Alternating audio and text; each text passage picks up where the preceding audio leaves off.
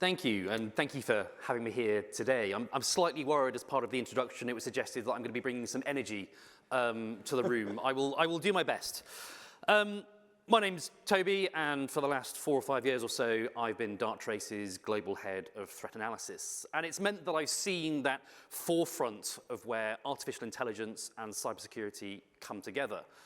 But my career has spanned nearly 20 years within cybersecurity, initially within the intelligence services, and then as one of the founding members of the UK's National Cybersecurity Strategy. I had the rather dubious pleasure of once being told by a chief security officer at a bank potentially represented in this room that whenever my name appeared on the caller ID, they normally meant trouble. My role has always been looking after organizations that are experiencing some form of cybersecurity crisis or incident. And the news over the last sort of few weeks of M&S Co-op and then eventually Harrods brought me out in a slightly cold sweat.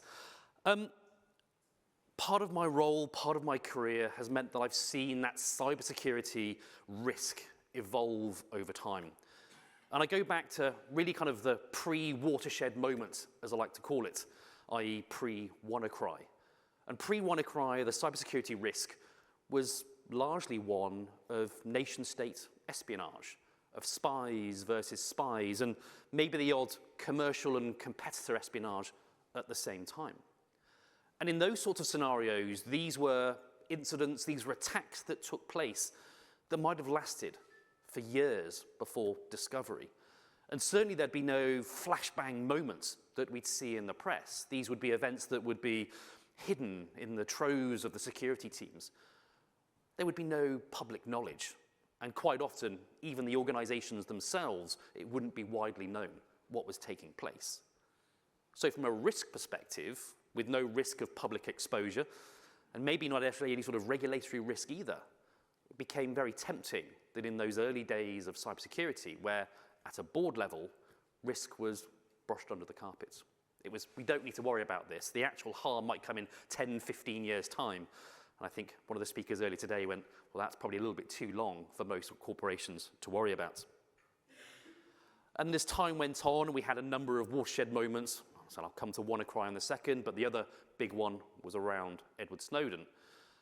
And suddenly we had this idea of personal privacy around our own data being held by organizations and trying to understand how they are handling and looking after our data and whether they were doing so in the most appropriate way.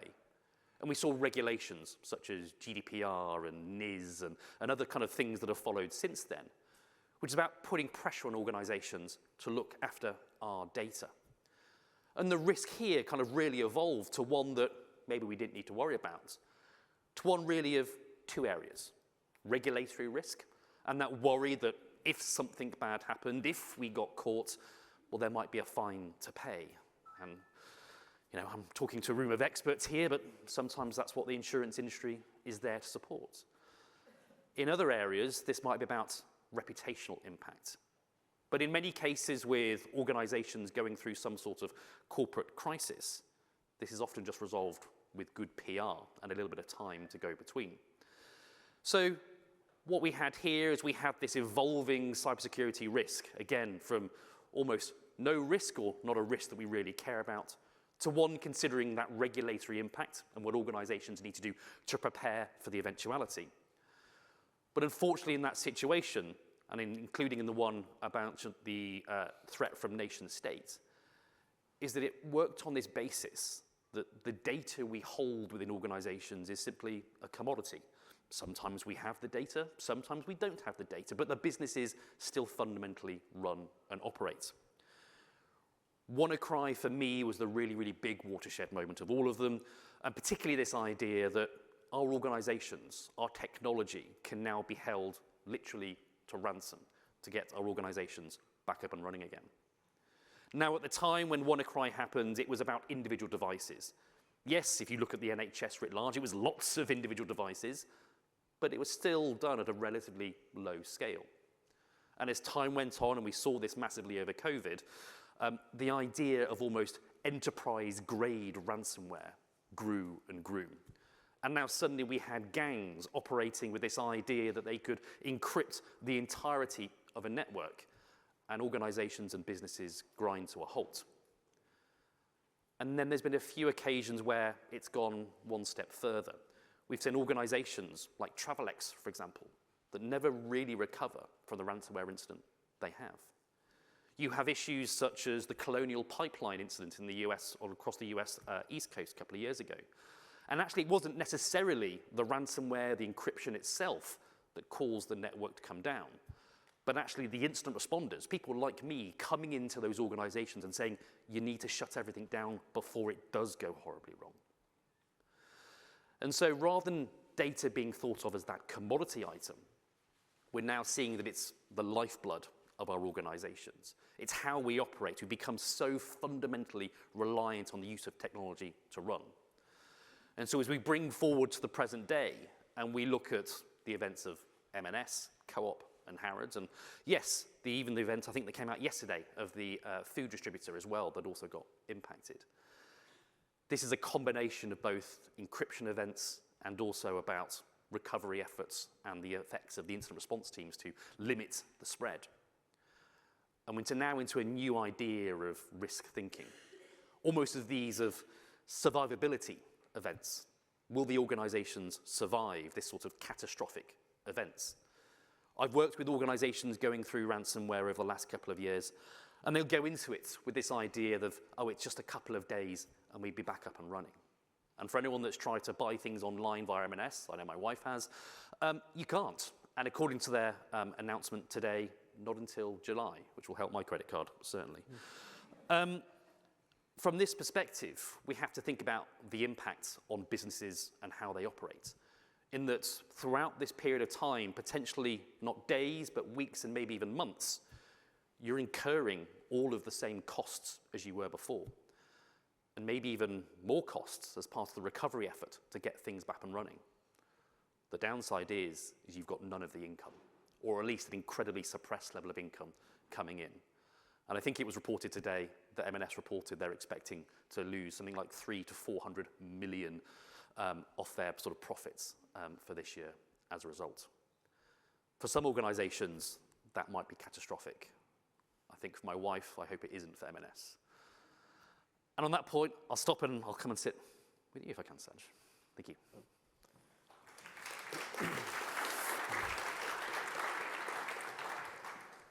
Thanks, Toby. You did a great job of setting the context for this space. And actually, we were talking just before coming up here on stage about actually cyber presents such a complex set of interconnected risks, you know, really where business interests, technology opportunity and threat, and geopolitics really converge. By that nature, we're a bit surprised that it's only now being spoken about it today, which is interesting. However, now we are speaking about cyber. What do you think organisations, so people in this room who are responsible for enterprise governance, for risk, what should they be thinking about? How can they make their organisations more resilient? I think what's been really interesting from a technology perspective, from a cybersecurity perspective, is that for a very long time we saw this as an IT problem, as a security problem, and that it didn't really arrive on corporate risk registers as a result. We're in this era now where it genuinely is a corporate risk, and it's about looking at how does the organisation both prepare for or ideally prevent the attack from happening in the first place, but also recognising that unfortunately it probably will happen, and how do they come out the other side of it somewhat unscathed. And that means that a lot of organisations are now having to kind of reflect on it, again, not just being an IT and security problem where you can just buy another box. As much as the tech vendor in me says, buy our box, there are other boxes available.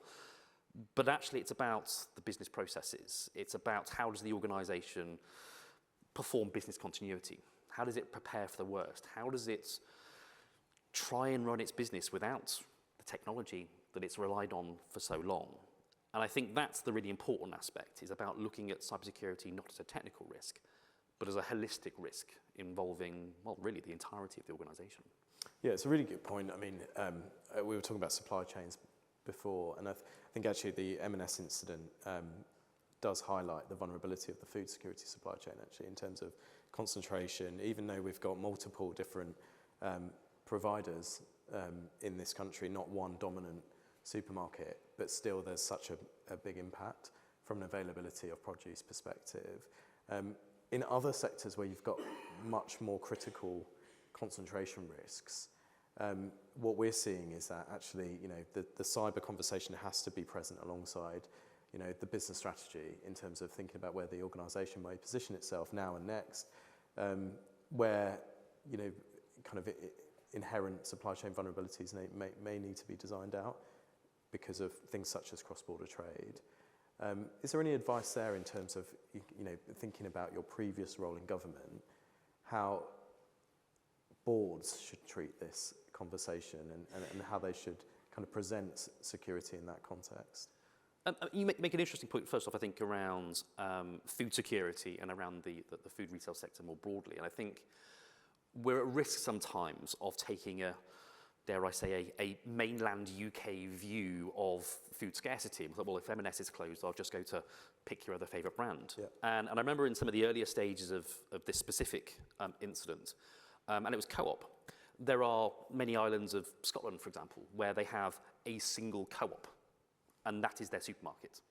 And so suddenly you now have entire communities with no readily available supply of food. That actually becomes a lot more worrying at that point when you sort of start to think of it in terms of some of those contexts. From a supply chain perspective, it's also interesting, and we can look back a little bit around the cybersecurity incident that happened with Synovis. So this was something that took place June, July last year. They were a supplier of pathology services to the NHS, a number of NHS hospitals here in London. And ultimately, as a company, they ceased operating, at least for a period of time.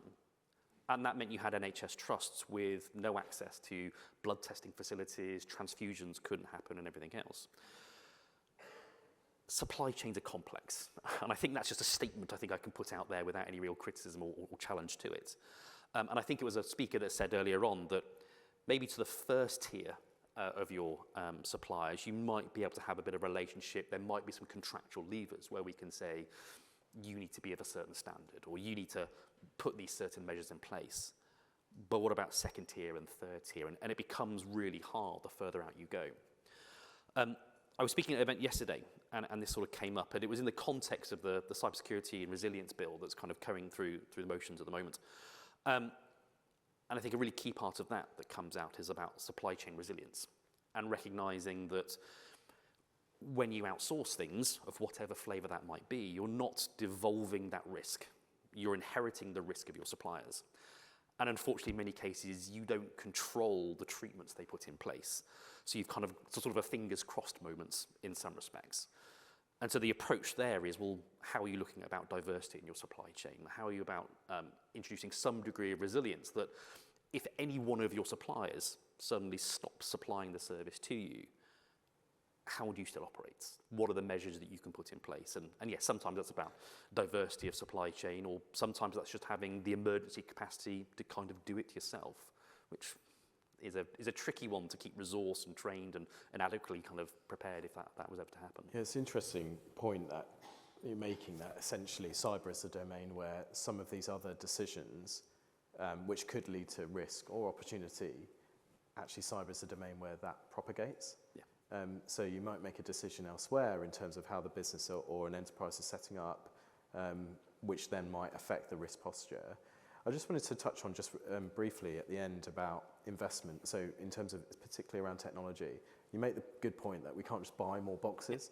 So, my day job, I work quite a lot with startups. We work quite a lot with VCs. They refer to this space as like the evergreen sector, unfortunately, because there was always more problems and more money going in, but we don't reduce risk. However, there is something there around enterprises thinking about technical debt and the right type of investment and becoming more resilient organisations. Is there any advice there or any perspectives that you can share on that?